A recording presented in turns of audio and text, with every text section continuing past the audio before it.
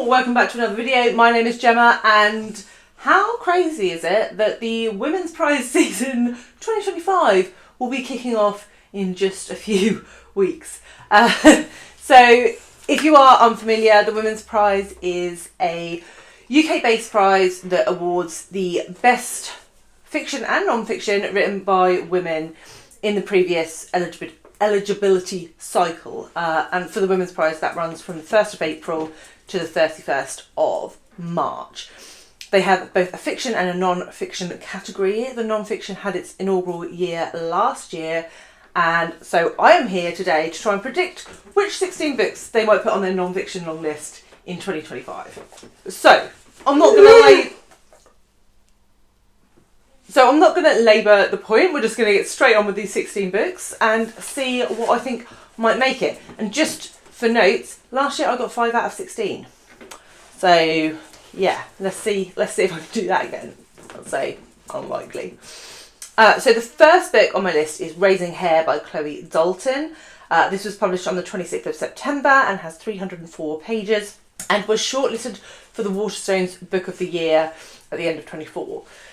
So this book, I've heard many good things, and it's about Louise Dalton as she goes into lockdown. She's had a very busy, stressful career that means that she hasn't had a lot of time to herself, and she goes into lockdown and she finds a baby hare, a leveret, in her garden and raises it and creates a relationship with it. Rudy's not happy about this situation.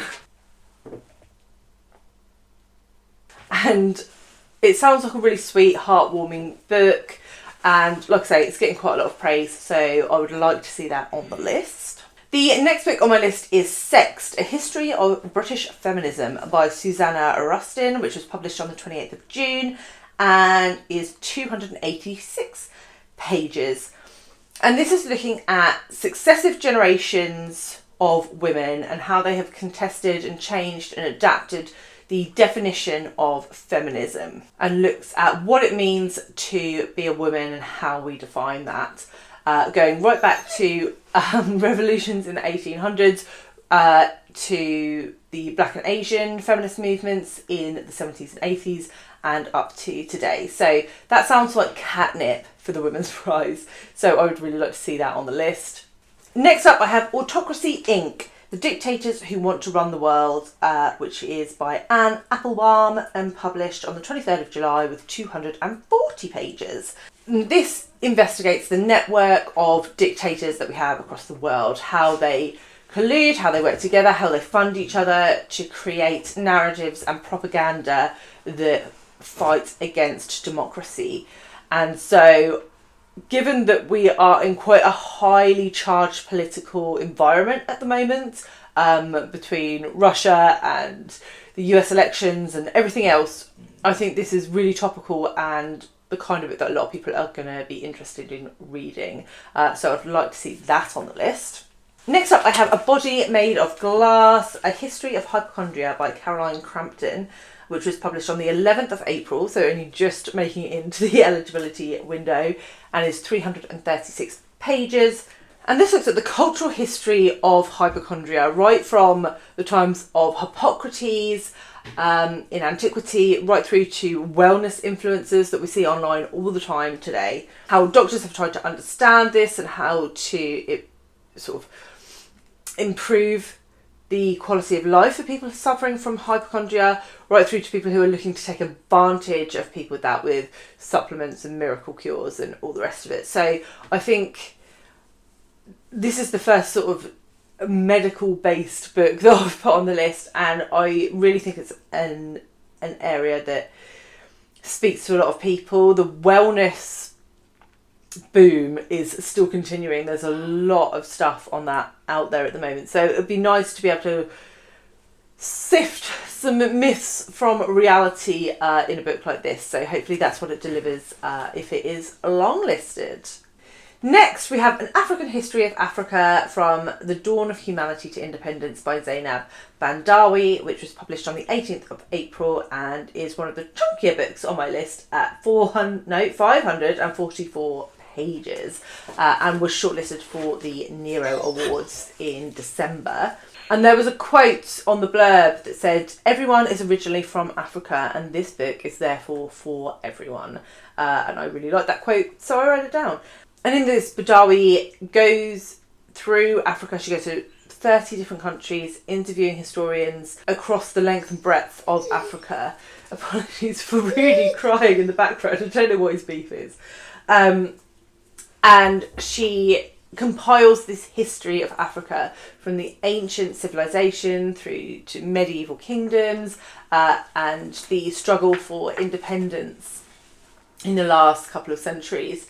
And it just sounds fantastic. It's the kind of wide sweeping book that I really enjoy when I'm looking at history, and you can see how a country has changed over thousands of years, and I just think that sounds brilliant. And as I said, it has been shortlisted for the Neros, so clearly there is some love for that book out there.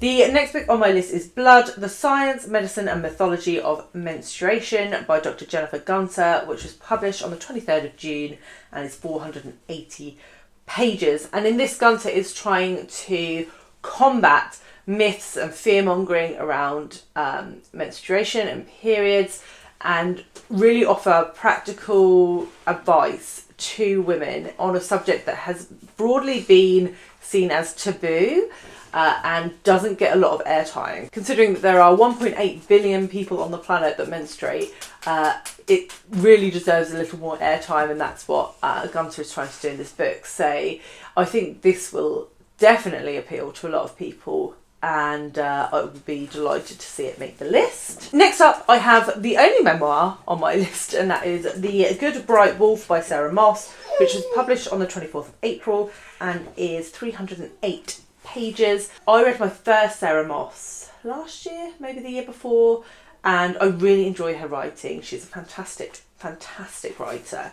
And her memoir sounds fantastic, where she looks at growing up in the 70s, the sort of self-discipline and the way that she was encouraged to look at herself and look at the way that she was, and how that developed into anorexia and how that affected her in her teenage years. Okay, I've let Rudy out for a wee, so hopefully he'll stop crying in the background now. So the next book that I have on my list, number 8 on my list, is Selling Sex, Victoria's Secret and the Unraveling of an American Icon, which was published on the 18th of November and is 320 pages. And this looks at how Victoria's Secret went from becoming a chain of little boutiques in America to sort of a global superpower brand that had the power to dictate what feminine beauty was to women, and continues to do so to a degree even today. Yeah, I really don't like that. So I'll be interested to see like the documentation of that as presented in this book. So yeah, we'll see if that makes the list. Then I have The Missing Thread, A New History of the Ancient World Through the Women Who Shaped It by Daisy Dunn. And this was published on the 23rd of May and is 480 pages. And this spans over 3,000 years and tells ancient history through the women that shaped it. So what I like about this is that it's focusing on the ancient world, and it's looking at women that perhaps we haven't heard of. I think when we think of women in the ancient world, we think of people like Cleopatra and Boudica, who have quite a lot of airtime. But who else was there? There were clearly more powerful and influential women than just those two. And that is what Daisy Dunn is trying to show us in this book and document. And that sounds brilliant. Again, very feminist. So I think that could well have a place on the list. Then we have The Future of Egyptology by Monica Hanna, which was published on the 20th of February, or will be published on the 20th of February 2025, and it's 160 pages, the smallest book on my list. And this book is investigating how the practice of Egyptology became effectively owned by rich Europeans, and how we can take that practice and the knowledge and the investigation of Egyptology and actually place it back in the hands of the country that it belongs to. A lot of artefacts are removed from Egypt. They're in museums across Europe, but we should really give Egypt's history back to Egypt. So how can that be done, and what does the future look like for Egyptology as a subject? And yeah, I think it's a really fascinating area of history, but to look at it with more of a modern gaze and sort of a socio-political, economical lens, I think will be really interesting. Next up, I have The Light Eaters, The New Science of Plant Intelligence by Zoe Schlanger, which was published on the 9th of May and is 304 pages. And in this, Schlanger is looking at different plants and how they have adapted and changed over history to actually become the most hardy survivor in the natural world. And she talks about all kinds of things, like the way that plants communicate and the way that they can influence the behaviour of mammals and even remember past events to help inform the way that they behave in future. I mean, plants are so clever, and it sounds like this is going to blow my mind on how clever they really are.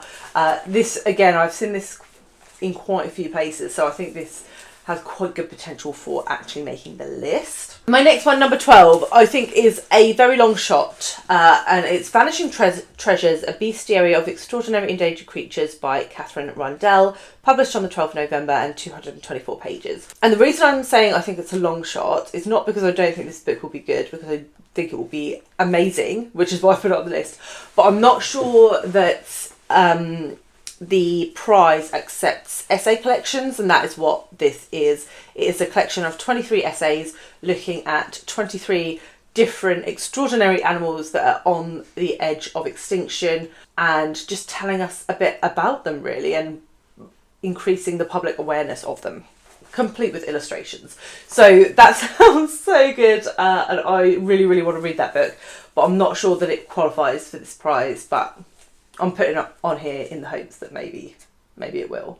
Next up, I have Mining Men, Britain's Last Kings of the Coalface by Emily P. Webber, which will be published on 13th of February and is 352 pages. And in this, Webber interviews a series of people who were involved in sort of the last of the coal mining industry in the UK. The men, the fathers, sons, brothers that were very significantly impacted when the coal industry stopped, what it was like for them to give up this masculine role that they had always had, whether that was a good thing for them, what they went on to do, whether it negatively affected them, the impact of that on their families. And I think this really is quite a British book. This was a massive thing in Britain, particularly for families in the north, and I think that makes it a very interesting subject for a lot of people that live in the UK, but whether it has universal appeal is a little question mark for me, but I certainly want to read that book. Okay, my 14th book on the list, and we are making some progress. Looking at Women, Looking at War, a War and Justice story by Victoria Amelina, which is due to be published on the 13th of February and is 320 pages. And in this, Amelina, who was writing a fictional novel before the outbreak of the war between Russia and Ukraine, switched and started documenting the invasion of Russia in her country. From there, she started to investigate women who had had influential, pivotal roles in conflict resistance, in conflict zones. So the heroines really of our age. And that is what this book is. Sadly, Amelina actually died in the conflict. She was out for dinner and the restaurant that she was in was hit by a Russian cruise missile, and she sadly died of her injuries. And so I think that makes this book even more poignant. And yeah, I really, really want to read it. I think it will be really eye-opening. Yeah. Next up, I have a sort of technology book. I have House of Huawei, Inside the Secret World of China's Most Powerful Company by Eva Dao. which is going to be published on the 14th of January and is 448 pages. So I wanted to make sure I included a technology book on this list because last year we had Code Dependent, which looked at AI, and it was fantastic, and I think it was pretty well received across the board. So I wouldn't be surprised to see another technology-based book on the list. And this is obviously looking at the massive Chinese telecoms company, Huawei, and how it has grown into the global brand that it is today. But also looking at the political element of it and how the Western world has tried to stop it from progressing, what the security risks are around that, and some of the more finer political details. But it's also a family business, right? So there's familial threads running through this book as well. And it sounds really, really interesting. I know absolutely nothing about Huawei. I do know that there was quite a lot of like, oh my god, if you get one of these phones, like you're going to be tracked by the Chinese government when they first started to get popular. But yeah, it'd be really interesting to look back at the history of that company and where they are now, and whether any of those concerns are real concerns or if it's just the Western world trying to prevent China from getting a stronger grasp and potentially becoming a larger superpower in the world than the US. And the final book that I have on my list was a late edition. It went on literally yesterday, day before, when I saw Jen, the librarian's best books of the year. And the book is The Story of a Heart by Rachel Clark. And Jen absolutely raved about this book and said it was absolutely devastating, like a proper gush fest of a book. This was published on the 3rd of September and is 288 pages and follows the families of two children, one whose daughter dies in a car accident and one whose little boy is suffering from a virus that means that his heart is failing, and the little girl's heart is donated to the little boy, and it's about the impact of that on this family. And it sounds really devastating, and from what Jen said, it is really devastating. So yeah, I would really like to see that book on this list because I want to read it immediately. And I worry that with all the new prizes coming out, I won't get to it till the end of the year if it doesn't get nominated in February. So those are the 16 books on my list. I have read none of them.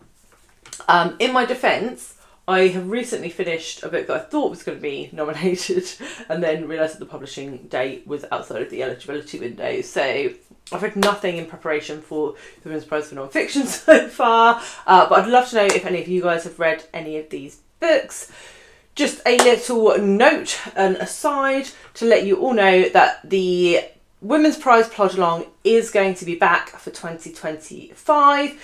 The Women's Prize Plod Along is an event, a marathon that I run with my lovely friend Charlie from Charlie Book Reads.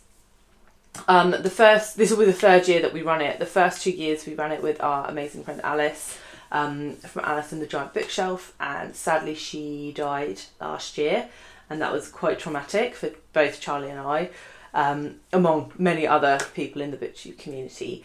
And we did not decide whether we were going to do this or not for a while, but we decided that actually Alice would really like it to continue. She put a lot of work into this. It's a legacy of hers. So anyway, leaving that to one side, we will be continuing it. It is a series effectively of interviews that we do with other booktubers, asking them about their thoughts on the Women's Prize, long lists, short lists, etc., with a little bit of ridiculousness thrown in, some fun, some games, and lots of discussion about books in general.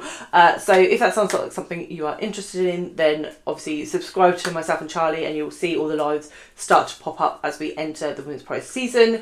We will kick off with a live, just me and Charlie, on the 12th of February when the long list for the Women's Prize for Non-Fiction is announced, to talk through all the books, see how many predictions we got right, and discuss where we're going to start and where we're going to go and all of those sorts of things. So we would love for you to join us, chat with us along the way. The Women's Prize season goes from the 12th of February through to the beginning of June. So there will be lots of content, lots of lives, lots of discussions, and we would love for you to be a part of it. So I think that is all I have for you today.